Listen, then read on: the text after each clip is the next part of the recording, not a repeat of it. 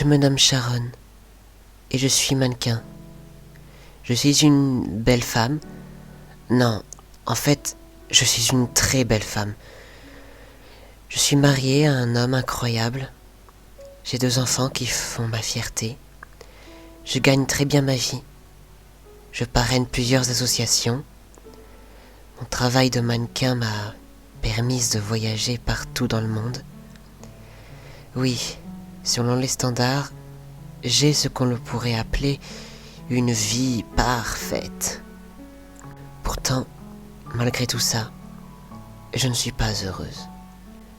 Tout me sourit sans faute. Mes joies vite éclipsées par la tristesse, car depuis très longtemps, je vis dans la peur. Et je vais vous raconter pourquoi. Je n'ai pas toujours été cette femme magnifique qui fait la une des magazines de beauté. À une époque qui remonte au lycée, j'étais même quelconque. Je n'étais ni belle, ni laide. Je ne brillais pas non plus par mon intelligence. Je n'étais pas non plus une grande sportive. Et j'avoue que je ne me mettais pas en valeur question vêtements. J'étais comme de nombreuses lycéennes américaines. Je me fondais dans la masse. J'étais une goutte de plus dans cet océan d'indifférence.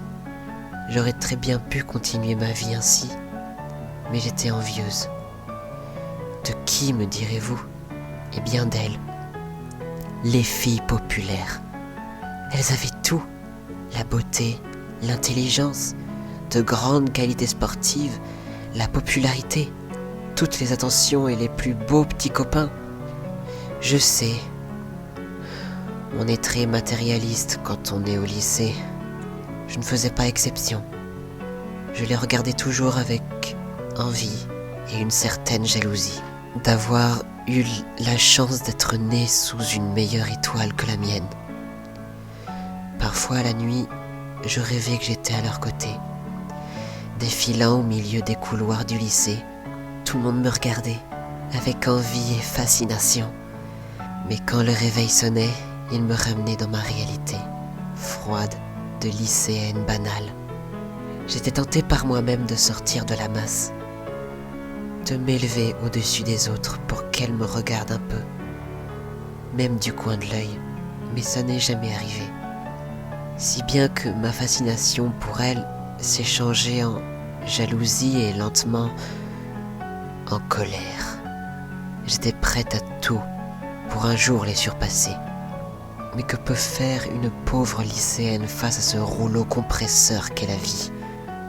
Je priais en silence pour qu'une fois la chance me sourie et me permet de donner une leçon à ces filles. Et un jour, c'est arrivé. Je m'étais rendu à la bibliothèque du lycée pour trouver un livre pour faire un devoir en littérature. Alors que je cherchais ce fichu bouquin, mon pied s'est pris dans une planche mal fixée d'un des meubles et j'ai trébuché. Alors que je frottais mon pied pour soulager la douleur, j'ai regardé avec colère ce qui avait provoqué ma chute. Je fus surprise de voir un truc étrange derrière cette planche. J'ai commencé à l'enlever le plus silencieusement possible. Et derrière, il y avait un livre. La couverture était banale. Aucun titre ni de dessin sur la couverture. Quand je l'ai ouvert, il y avait juste une phrase. Ce livre appartient à Wilfrid Duncan. Je dois avouer que je n'ai pas lu tout de suite le livre. Certes, il m'intriguait beaucoup, mais il m'a fallu bien 3 jours avant de réunir assez de courage pour le lire. Et parmi tous les scénarios que j'avais imaginés sur le contenu du livre, je n'avais pas prévu celui-là. Ce livre était rempli de dessins, de symboles et de rituels pour invoquer des démons. Les phrases étaient en latin, mais la personne avait pris le temps de les traduire en anglais. Il y avait le nom des démons ainsi que ce qu'ils pouvaient apporter aux humains qui les invoquaient. Au début, je me suis demandé si ce n'était pas une farce faite par un ancien du lycée, à l'humour bien particulier. Mais 2 choses me firent penser le contraire. La première était les détails de ce bouquin. Les clés pour lancer les invocations, mais aussi les manières qu'il y a de se protéger des démons qui, selon le livre, supportaient mal devoir servir un humain. Et la deuxième, j'avais cette sensation désagréable d'être suivi et observé. Au début, c'était comme une légère gêne, puis de jour en jour, c'est devenu plus intense, comme une espèce d'ombre qui vous suit mais que l'on ne voit pas, mais que l'on sait qu'elle est là. Et puis, une nuit, j'ai eu du mal à m'endormir. J'avais cette sensation désagréable d'avoir une présence dans ma chambre, quelqu'un qui m'observait. Et quand enfin la fatigue me prit dans ses bras, mon sommeil fut agité. Je ne me rappelle pas très bien le ou les rêves que j'ai faits, mais en tout cas, ça m'a réveillé en sursaut. Je me souviens être trempé de sueur, comme si j'étais fiévreuse, au point que mon oreiller était lui aussi trempé. Pendant un instant, j'étais plongé dans le silence de ma chambre. Ma tête tournait de droite à gauche, comme pour me rassurer ou espérer qu'il n'est que moi dans cette chambre. Et puis soudain, il eut un bruit. J'ai d'abord sursauté de peur, mais surtout de surprise. Mais très vite, je me suis reprise, et quand j'ai regardé au pied de mon lit, je vis un chat. Son pelage était d'un noir splendide, et j'avais même l'impression que des étoiles étaient piégées dans son pelage. Je pouvais voir des points scintillants, mais le plus troublant était ses yeux. Je pouvais voir distinctement dans le noir qu'ils étaient violets, et ils semblaient briller dans le noir. Pendant un moment, il ne bougea pas, planta ses yeux dans les miens. Pendant quelques secondes, j'avais l'impression que le temps s'était arrêté. Puis il commença à bouger. Il descendit du lit, se dirigea vers mon bureau, y monta et commença de nouveau à miauler. Je ne sais pas pourquoi, mais je me suis levé et j'ai commencé à m'approcher. Une fois assez proche, le chat a miaulé une seconde fois. Je l'ai regardé et j'ai vu que sa patte était en train de se poser sur le livre. Il miaula encore une fois. J'ai pris le livre et je l'ai ouvert. Au même instant, il ronronna. Je tournai les pages du livre, voyant des symboles de rituels de noms de démons imprononçables. Au milieu du livre, je suis arrivé sur une page et le chat s'est arrêté de ronronner et miaula encore une fois. J'ai commencé à lire l'une des deux pages en commençant par le nom du démon, Natel-Zeroth, prince démon de la beauté, le changeur d'apparence, le festoyeur des enfers. En bas de son nom, il avait tous les dessins pour le rituel, les protections adéquates pour que celui qui l'invoque soit protégé. À ce moment-là, une lutte interne commença en moi. Une partie me disait que c'était une bêtise de croire à ça, que la seule chose qui pourrait m'arriver serait d'être ridicule, et encore une fois, déçu de croire à cette solution miracle. Mais une autre partie de moi me disait que c'était possible, et qu'il y avait du vrai dans ce livre. Vu la complexité des dessins et des symboles, ça ne pouvait pas être une blague, et surtout le chat. Avec son apparence atypique et ses yeux d'une couleur non naturelle, sans oublier qu'il avait réussi à rentrer dans ma chambre alors que la fenêtre et la porte étaient toujours fermées. Et après avoir réfléchi tout le reste de la nuit, j'ai pris la décision de tenter ma chance, et je me suis plongé plus en détail sur le rituel d'invocation. Personnellement, rien n'était compliqué, du moment que l'on sache reproduire correctement les symboles et les dessins. Chose que j'ai dû apprendre et qui m'a pris 1 mois pour y arriver, car, comme le disait l'auteur du bouquin, Si un symbole est mal fait, au mieux le démon ne se présentera pas.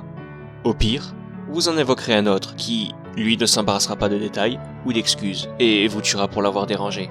même si cette note était très très stressante, ce n'était pas la chose la plus compliquée. Non, bien au contraire. Il y avait 3 choses qui furent pour moi très dures à trouver ou à faire. La première, dans le livre, en plus de tous les signes et des dessins de protection, l'auteur a rajouté qu'un cercle de protection fait avec du sel permettait une meilleure protection contre le démon si tout cela se passe mal. J'ai dû faire des pieds et des mains pour réussir après 3 tentatives de faire bénir du sel par un prêtre. La deuxième était l'offrande. Alors que je vous arrête tout de suite. Il ne s'agissait pas d'un sacrifice, d'animaux, de vierges ou encore d'enfants. Il s'agissait de vin, et pas n'importe lequel, mais du vin rouge, et cher, très cher.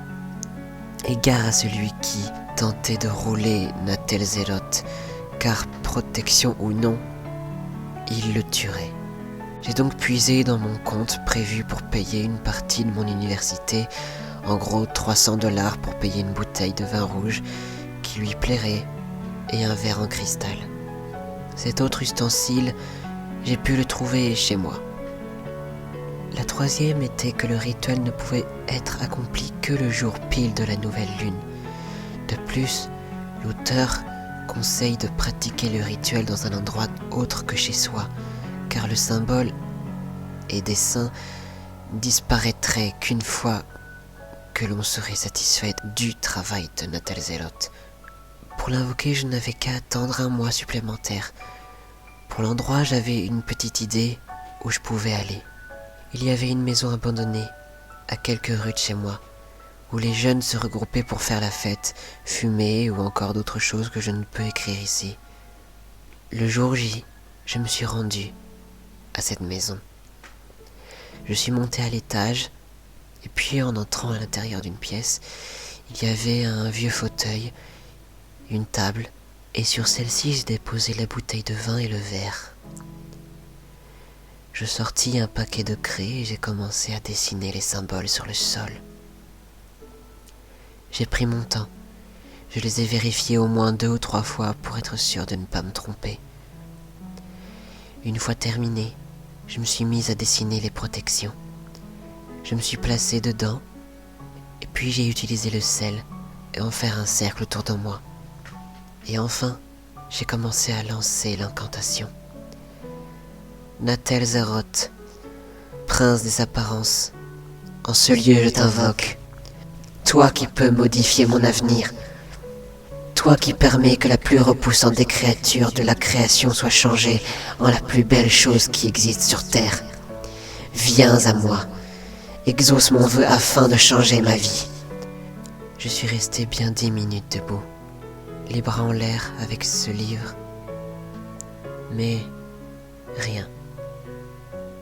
Pas un bruit, pas un mot, que le silence. Et moi, qui me sentais ridicule d'avoir cru que ce livre m'aurait permis d'exaucer mon vœu. Sans compter que j'avais dépensé $300 pour une bouteille qui ne servirait à rien. J'ai d'abord rangé furieusement le livre dans mon sac. J'allais me préparer à partir, et au moment où j'allais commencer à faire un pas, j'ai entendu « À ta place, je ne quitterai pas le cercle de protection. »